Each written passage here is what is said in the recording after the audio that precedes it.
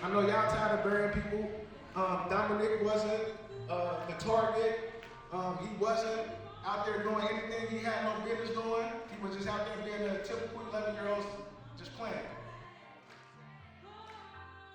A lot of times we live in vicarious trauma where it's, okay, my community that I live in, or maybe even because I've seen this on TV or social media so often that now I'm afraid, I'm living in fear. And when we're constantly living in that fight or flight mode is when we have a lot of other issues that come about. But right now what we're presently working on is shoot with a camera. We're working with young people in the community where the purpose of it is to teach them how to utilize the equipment, whether it's the sound, set up the lighting, the recording, editing. We teach all aspects with our young people because we're trying to encourage the young people to pick up a camera.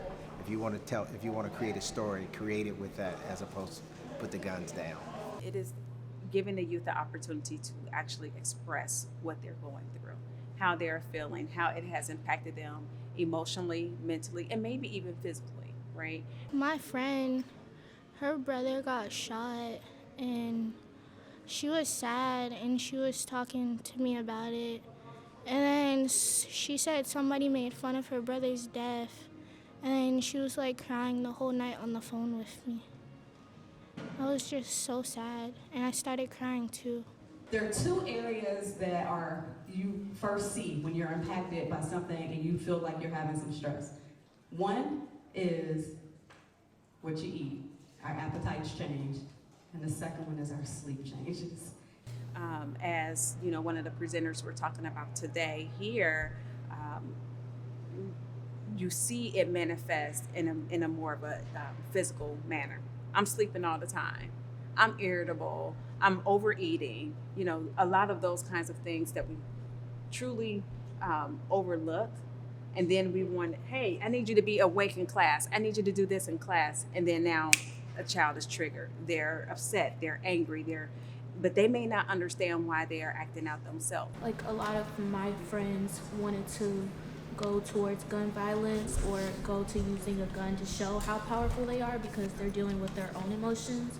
And it just makes me realize that it's not the way to go because all it leads is to negative outcomes. But you also have to understand that if you're in front of a crowd, all youth aren't going to speak up. Right.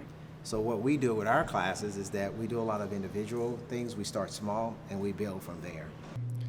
I feel like if we could just all stop all the gangs and stop selling guns and have more police officers, I feel like we can stop it.